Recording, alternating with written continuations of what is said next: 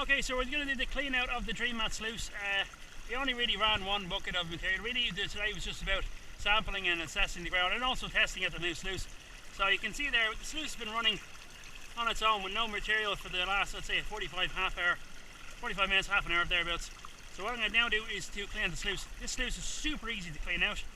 So all we'll do is just lift it out of the water. The strap comes out. I do have to find a way to disconnect the strap because it ends up getting wet, but whatever. So we don't actually need a bucket for this step process. All we need is just a pan. So leave the pan there. And all we do is on the back here we have a couple of nuts. Okay, nearly there. There we go. Perfect. So you're just going to drop that into the pan. We'll just rinse her off.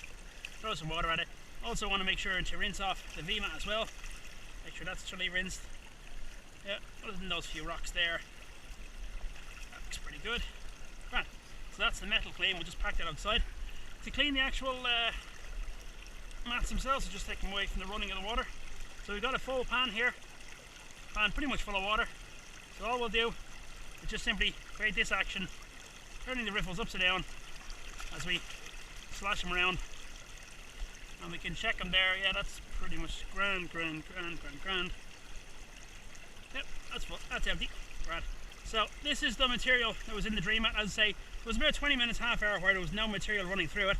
So that's why there's a lot less in here. So just make a little bit of room on the tailings and just do a live pan. Again, I've no idea whether there's going to be gold in here. We only really ran one bucket of 1/4 inch through this sluice. Maybe 1.5 buckets total.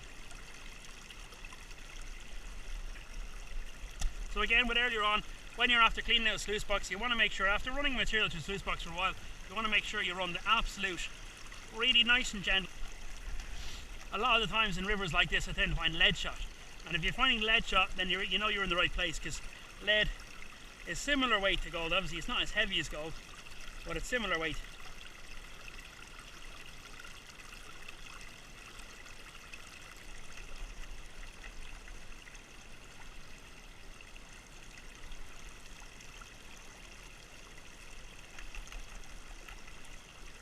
Let's see what we got for today.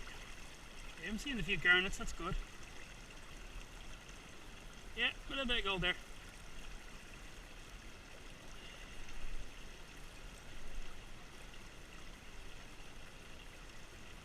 Yeah, just like earlier on, it's micro dots of gold, the micro dust of gold. So the next plan is I'm going to do a backpacking adventure. If I can get it out now, get it done tonight before the sun goes down. I have another trail I want to go on to, and I'm going to head way up the hills to another tiny little river I found on a map. I'm hoping there's some water up there, but even at the very least I'll have a trail open for the next day.